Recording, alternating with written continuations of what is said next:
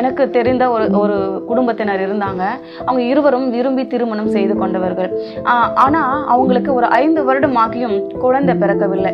சரி, ஹாஸ்பிட்டலுக்கு சென்று செக் பண்ணி பார்க்கலாம் என்று மருத்துவமனைக்கு செல்லும் போது மருத்துவர்கள் கூறினார்களாம், உங்களுக்கு குழந்தை பிறக்கக்கூடியதான வாய்ப்பே இல்லை. ஏன்னா உங்களுடைய கர்ப்பப்பையின் ஒரு பகுதி அழுகி கொண்டே வருகிறது.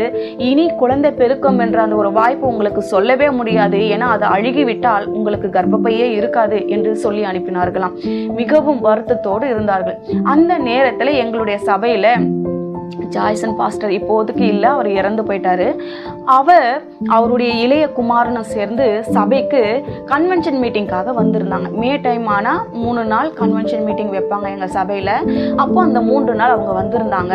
அப்போது அந்த ஜாய்சன் பாஸ்டர் அந்த தம்பதிகளுக்காக ஜெபித்தார். அவர் என்றைக்கு வந்து போனாரோ, ஜெபித்து விட்டு போனாரோ, அதே மாதத்தில் அந்த தம்பதியினருக்கு ஒரு குழந்தை வயிற்றிலே கர்ப்பம் தரித்து நின்றது.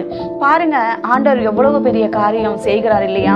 மனுஷனால முடியல, எந்த ஒரு பணமோ அந்த இடத்துல வேலை செய்யல.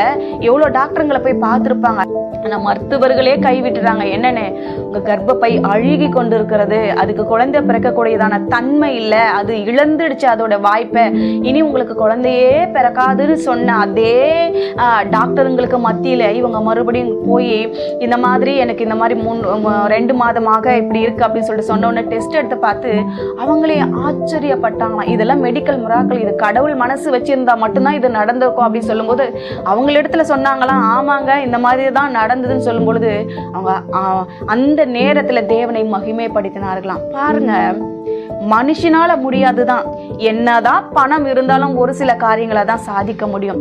என்னதான் அரசியல் தலைவராகவே இருந்தாலும், இந்த உலகத்துல சகலவற்ற அதிகாரங்களையே படித்திருந்தாலும் ஒரு சில காரியங்களை மட்டும்தான் அவங்களால சாதிக்க முடியும். அதுக்குதான் வசனம் சொல்லுகிறது, பலத்தினாலும் அல்ல பராக்கிரமத்தினாலும் அல்ல, தேவனாலே எல்லாமே கூடும். இங்க ஒரு வசனம் நான் வாசிக்கிறேன் உங்களுக்காக.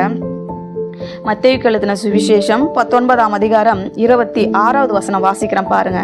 இயேசு அவர்களை பார்த்து, மனுஷரால் இது கூடாததுதான் தேவனாலே எல்லாம் கூடும். தேவனும் மனுஷனும் ஒன்னா, தேவனுக்கு முன்பாக இவர்கள் எல்லாரும் எம்மாத்திரம். அதுதான் ஆண்டவர் சொல்றார், மனுஷரால கூடாததுதான். மனுஷன் செய்யறதையே நானும் செஞ்சுட்டான், மனுஷன் செய்யறதுக்கு எனக்கு செய்யறதுக்கு என்ன வித்தியாசம் இருக்கும்? என்னுடைய இது இயற்கைக்கு அப்பாற்பட்டதா இருக்கும். எது முடியவில்லை என்று நீங்க நினைக்கிறீர்களோ, எது அவ்வளவுதான் இனிமே அதுக்கு வேற வழியே இல்லை என்று நினைக்கிறீர்களோ, எது மரித்து போனதோ அதை உயிர்ப்பிக்கிறவர் தான் நான். அதுதான் கர்த்தர். அதுக்குதான் வசனம் சொல்லுகிறது, மனுஷனால முடியலன்னா என்ன, என்னால முடியும்.